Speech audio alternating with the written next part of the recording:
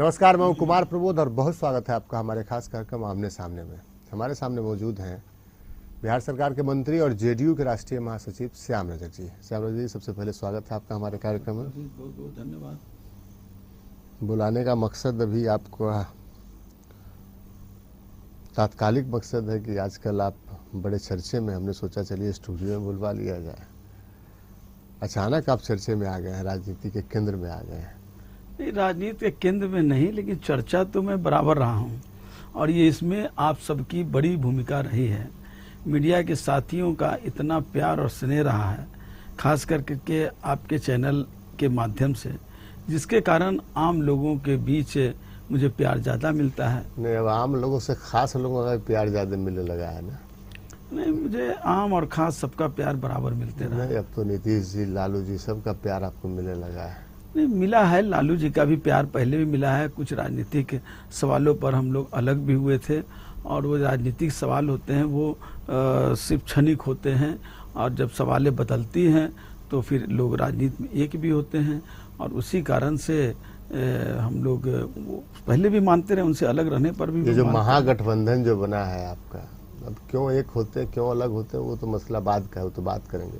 लेकिन फिलहाल जो महागठबंधन बना है उसमें, उसको बनवाने में आपकी बड़ी भूमिका रही है। नहीं, मेरी भूमिका से ज़्यादा है कि जो दोनों नेता के दिलो दिमाग में बिहार के विकास और बिहार की जनता और ख़ास करके जो गरीब गुरबा हैं, जिसकी हम वकालत करते रहे, जिसकी राजनीति करते रहे, उसके हित में, और जिस तरह से आर्थिक गुलामी करने वाले लोग और ढपोर संघ की लोग, जिस तरह से गोबल्स के समर्थक लोगों ने जिस तरह से दिल्ली पर काबिज करने का काम किया, तो ऐसी परिस्थिति में ये लगा कि हम सबको एक होना चाहिए। और आदरणीय नीतीश कुमार जी ने, आदरणीय लालू यादव जी ने, दोनों ने अपने अपने अंदर समीक्षा करके, ये तो हम चर्चा करेंगे, ये तो आप बहुत लंबी बात है। लेकिन फिलहाल बात यह है कि जब महागठबंधन बनना था, जो आप जिसको आप महागठबंधन बना कहते हैं, उसको महागठबंधन बनना था, वशिष्ठ नारायण सिंह जी को जिम्मेवारी मिली, लालू जी ने उनसे बात ही करने से मना कर दिया। नहीं, ये गलत सवाल है।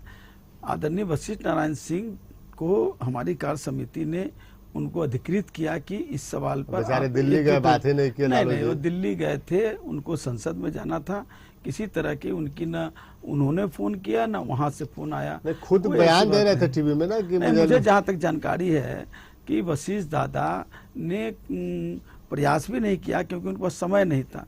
वो संसद गए, संसद के कार्य के बाद वो सीधे पटना चले गए। हमारे पास, हम तो उनका बाइट दिखा चुके हैं। नहीं, हो सकता है बाइट में कुछ बोले हों या न बोले हों, लेकिन मुझे जो जानकारी असल मुद्दे की बात यह है कि वशिष्ठ नारायण सिंह से बात नहीं बनी तो श्याम रजक को लगाया गया। नहीं, मैं भी पार्टी के ही ओर से, आदरणीय नीतीश कुमार जी और जो पूरी पार्टी की जो कोर कमेटी थी, सब लोगों ने मुझे कहा कि आप बात कीजिए, क्योंकि आपसे इधर बातचीत होती है आदरणीय लालू यादव जी से, तो आपको जाकर के बात करना चाहिए। तो हमने उसमें पहल करने का काम किया। कोई बहुत बड़ा क्रांतिकारी कदम नहीं था, बल्कि पार्टी के नेता नीतीश कुमार जी का आदेश था और पूरी कोर कमेटी का ये फैसला था, इसलिए बात करने की पहल की। सुना कि आपने लालू जी की मान मनोबल करके सीट भी जाए दिलवा दी जेडीयू को। देखिए, लालू जी मुझे अनुज मानते हैं, और अनुज की बात को जो अग्रज होते हैं वो टालते नहीं हैं। वही है स्नेह और श्रद्धा का संबंध, और वही स्नेह और श्रद्धा के जो संबंध का जो लाभ हुआ कि दोनों ने अपने अपने जो सीट थे, और वो सीट कोई न कोई दिया न कोई लिया, बल्कि ये हित में दोनों दलों के हित में, और कांग्रेस को भी हम लोगों ने 2 सीट दिया, तो वो हित में और आम लोगों के हित में इस तरह का फैसला लेना उन लोगों के लिए आवश्यक था, और उसको उन्होंने स्वीकार किया। तकरीबन 5 साल हो गए आपको आरजेडी छोड़े हुए, तकरीबन 5 साल। यही लोकसभा चुनाव के बाद का समय है जब आपने 2009 में पार्टी छोड़ी थी, और उसके बाद पहली दफा लालू जी के घर पे गए थे आप। कैसा लग रहा था वहाँ पर? नहीं, मैं जब गया, उनसे बात किया, तो हमें नहीं लगा कि किसी तरह का उनके मन में कोई खटास है। वो उसी स्नेह के साथ उन्होंने हमको बैठाया। नहीं जाते हुए? नहीं, थोड़ी हिचकिचाहट होती थी, लेकिन जाने के बाद सारी हिचकिचाहट दूर हो गई, क्योंकि एक बड़े भाई का जो स्नेह होता है वो स्नेह मैंने देखा। नहीं, राजनीति में भाई कब भाई हो जाए, कब कब कोई भाई हो जाए, कब कोई दुश्मन हो जाए, कैसे आखिर होता है? देखिए, राजनीति में अलग है, व्यक्तिगत संबंध अलग है। आदरणीय लालू यादव जी से मेरा राजनीति के साथ साथ व्यक्तिगत संबंध भी रहे हैं। हालांकि बीच में हमारी बातचीत बंद थी और हम लोग बात भी नहीं करते थे, हिचकिचाहट होती थी। हम देखिए, हम खटास आपके रिश्तों में पैदा नहीं करना चाहते, इसलिए हम उन बातों को नहीं दोहरा रहे जो लालू जी कहते थे या फिर जो आप कहते थे। लेकिन आपको हिचकिचाहट नहीं हुई वहां जाते हुए? मैं तो कह रहा हूं कि जब एक राजनीतिक दल के प्रतिनिधि के रूप में मैं गया, तो एक राजनीतिक दल के प्रतिनिधि और दूत के रूप में मैं गया था। और आप तो महाभारत रामायण का भी इतिहास आप देखे होंगे कि जब दूत जब जाता है तो उसका सम्मान किया जाता है और जो अपमान करते हैं उसका नाश होता है। और आदरणीय लालू यादव जी ने उस दूत को सम्मानित किया, स्नेह दिया। राजदूत थे आप? मैं कह रहा हूँ कि वो दूत किसके दूत थे? वशिष्ठ नारायण सिंह जी कह रहे हैं हमने भेजा था श्याम मैं पूरी पार्टी, वशिष्ठ नारायण सिंह भी हमारे पार्टी के प्रेसिडेंट है, मैं पार्टी का राष्ट्रीय महासचिव हूँ।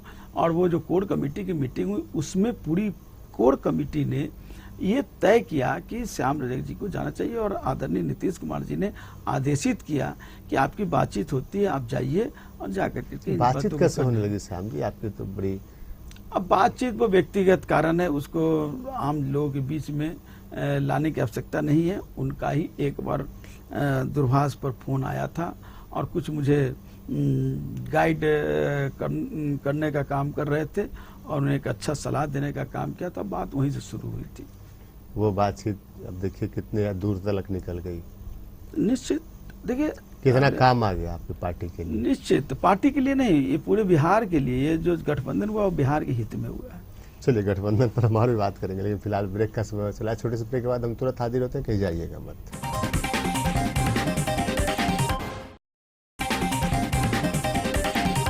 ब्रेक के बाद एक बार फिर से स्वागत है आपका हमारे खास कार्यक्रम आमने सामने में। हमारे सामने मौजूद हैं बिहार सरकार के मंत्री और जेडीयू के राष्ट्रीय महासचिव श्याम रजक जी।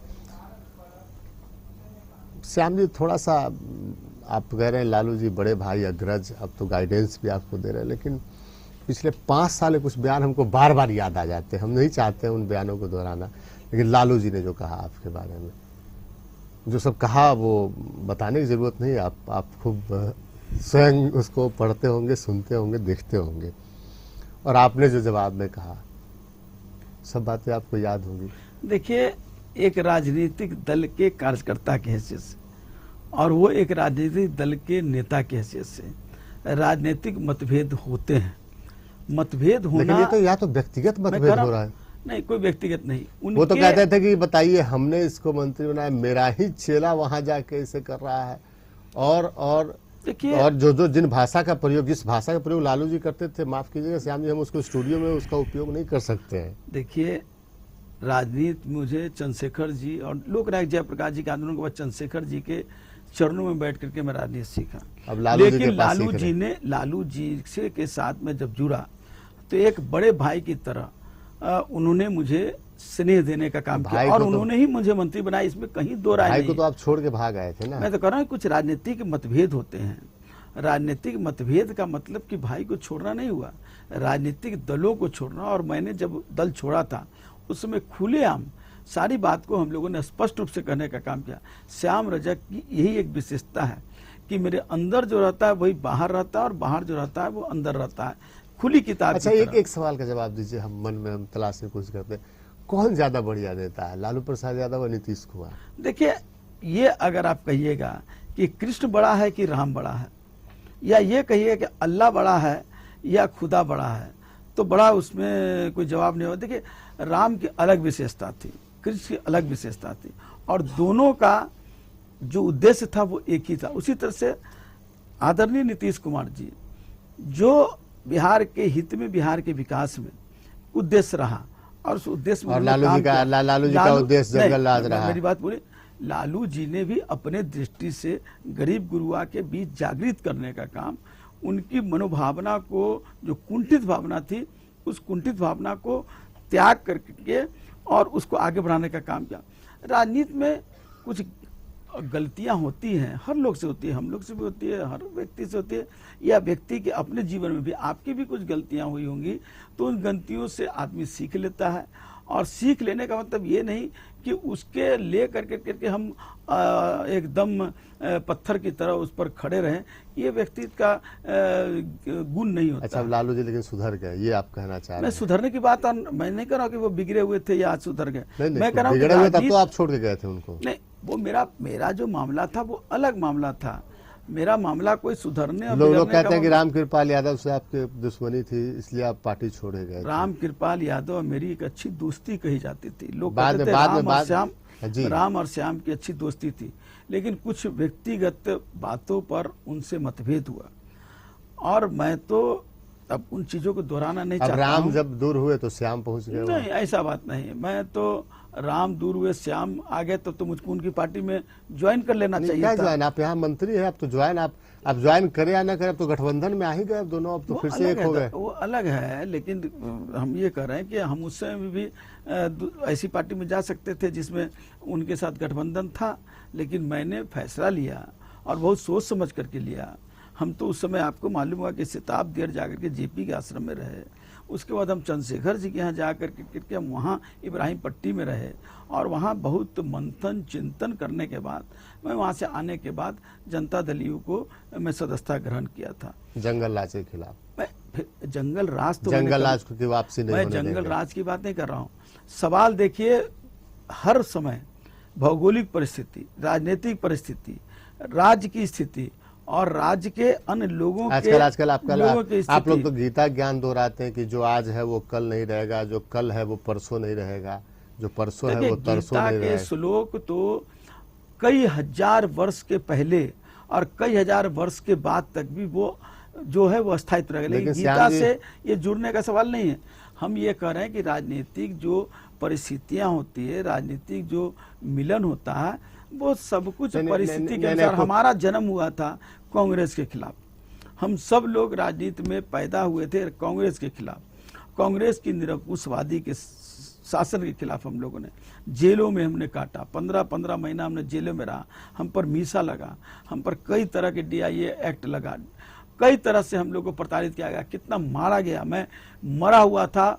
तो उन सब चीज़ों को, लेकिन इसके बावजूद भी जब देश में एक परिस्थिति आई और आज जो परिस्थिति है कि देश को आर्थिक गुलाम कुछ घरानों के बीच इस देश की पूरी आर्थिक संपदा को ले जाने की साजिश हो रही है। हम उन बातों को नहीं कहना चाहते कि उनकी और एजेंडे पर। मैं एक एजेंडा बताता हूं कि गांधी का सपना था कि आम लोगों तक आर्थिक पूंजी जाना चाहिए, लेकिन आज जो सरकार है 2 महीने के अंदर जो अपने कारनामे की है वो आपको एहसास हो जाएगा। इसलिए वो तो एहसास हो जाएगा, वो तो जनता फैसला करे थी। लेकिन हमको हैरानी होती है जब आप गीता की बात करते हैं तो वो सिद्धांतों के बारे में नहीं थी, सिद्धांतों के लिए वो गीता का पूरा जो श्री कृष्ण ने पूरा जो ज्ञान दिया था अर्जुन को, वो सिद्धांत के लिए। आपके सिद्धांत कहाँ चले जाते हैं? मैं कह रहा हूँ कि गीता जब नीतीश कुमार लगातार, नीतीश कुमार का जो राजनीतिक जन्म एक तरीके से नेता के तौर पर इसलिए होता है क्योंकि वो लालू प्रसाद यादव का विरोध करते हैं। 17 साल तक आप उनके खिलाफ जो कुछ ना बोलना हो बोलते रहते हैं और अचानक उनसे गले मिल जाते हैं। एक चीज मैं बता दूं, नीतीश कुमार जी का जन्म, राजनीतिक जीवन लालू यादव के विरोध करने से नहीं हुआ। नेता तभी बने। नेता वो 74 में भी थे और उसके बाद भी हुए। विरोध होना अलग चीज है, हम लोग भी विरोध किए कांग्रेस का। आपका अस्तित्व जिसके विरोध के बुनियाद पर 94 में समता पार्टी क्यों बनी थी? लालू प्रसाद यादव का विरोध करने के लिए। व्यक्ति के विरोध करने का कहीं सवाल नहीं था। लालू यादव जी के विरोध में कभी नीतीश कुमार ने नहीं कहा। उन्होंने कहा कि हम उन नीतियों का विरोध करते हैं जिन नीतियों के कारण हमारा मतभेद है। वही तो हम पूछ रहे हैं। अब लालू जी सुधर गए ना, ये बता दीजिए। मैं कह रहा हूं कि सवाल लालू यादव जी, नीतीश कुमार जी का नहीं, सवाल है बिहार की जनता के हित के लिए और बिहार के विकास के लिए। जो गरीब आज क्या इस तरह के बयान आ रहे हैं, पेट्रोल से महंगा हो गया टमाटर।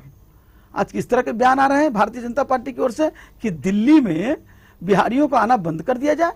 क्या इसका हम विरोध नहीं करें? इसका अगर विरोध करेंगे, अगर इसके लिए हम सब लोग को गोलबंदी करेंगे, जरा सा उसके लिए अगर हम पूरे बिहारियों को गोलबंदी करेंगे तो ये कहा जाएगा कि आप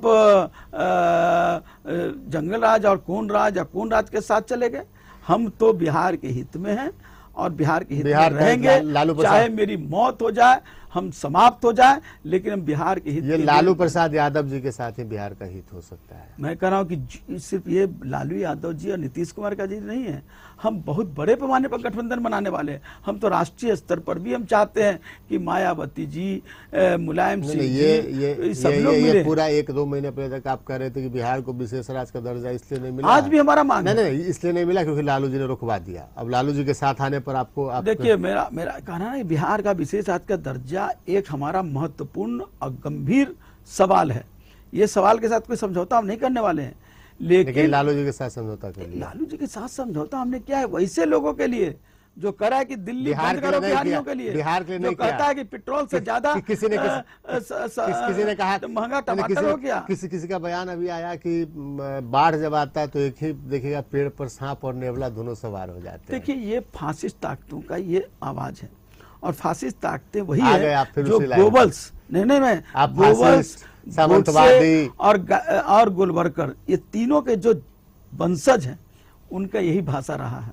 हम लोग तो कीड़े मकोड़ों की तरह हम लोग को मांगते हैं, वो अपने आप को सर्वव्यापी मानते हैं, और हम जो गरीब गुरुआ हैं जिनके पास फटे चप्पल पहनने वाले लोग गरीब गुरुआ हैं, वो हो गए बिच्छू, वो हो गए जानवर, वो हो गए जंगली। श्याम जी विकास की बात आप करते थे, काम की बात करते थे। आज भी मैं विकास वो हमारा मेन मुद्दा है। हम भी शेष राज्य का दर्जा, बिहार का विकास। आप देखिए आज हमारा नेशनल ग्रोथ कितना है और हमारा ग्रोथ कितना है। हम आएंगे आपके पास, फिर से आएंगे और ये सब तमाम बातें सुनेंगे, लेकिन फिलहाल ब्रेक का समय चला। छोटे से ब्रेक के बाद तुरंत हाजिर होते हैं, कहीं जाइएगा मत।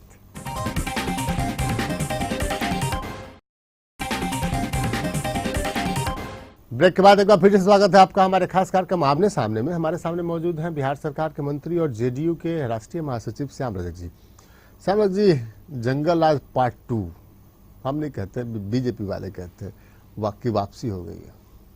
तो हम ये भी कहते हैं क्या कि दंगा राज पार्ट 2 एक पार्ट 1 था अटल बिहारी वाजपेयी जी के समय। मैं क्या कर रहा हूँ, एक पार्ट 1 था जब गोधरा कांड हुआ, एक पार्ट 1 था जब बाबरी मस्जिद टूटी, और एक पार्ट 2 है जो अब कई तरह की घोर बंटा हो रहा है। जिस तरह हमारा विदेशों में अपमान हो रहा है, जिस तरह हमारा चीन के साथ ब्रिक्स में हमारे प्रधानमंत्री हाथ मिलाते हैं, वो देश के प्रतिनिधित्व कर रहे हैं। एक सिर्फ नरेंद्र मोदी जी नहीं है, और चीन उस समय कब्जा कर लेता है। जर्मन में भोजन पर बुलाते हैं और वहाँ के प्रधानमंत्री गायब हो जाते हैं। ये यार क्या बात कर रहे हैं। भारत के जो भारत पूरे विश्व का गुरु रहा है, उस भारत को अपमानित करने का काम। ये तो आप उनके बारे में बोलिए, लेकिन पहले अपने बारे में बता। मैं तो कह रहा हूँ कि मैं इसका माने ये हुआ कि दंगा राज को मैं बहुत अच्छा कह दूं। नहीं, बैद्यनाथ सैनी जाते हैं कॉलेज की जमीन पर कब्जा करके पेट्रोल पंप बनाने जाते हैं। अनिरुद्ध प्रसाद जो कि आपके पूर्व मुख्यमंत्री और मार्गदर्शक नीतीश कुमार जी के गृह क्षेत्र के विधायक हैं, वो उन पर रंगदारी मांगने का सड़क निर्माण कंपनी से आरोप लगता है। कृष्ण कुमार मंटू आपकी पार्टी के विधायक हैं, इंजीनियरों को मारते पीटते हैं, धमकाते हैं, इंजीनियर काम बंद कर देने का पूरा ये नोटिस उन्होंने ऐलान कर दिया है पूरे बिहार में।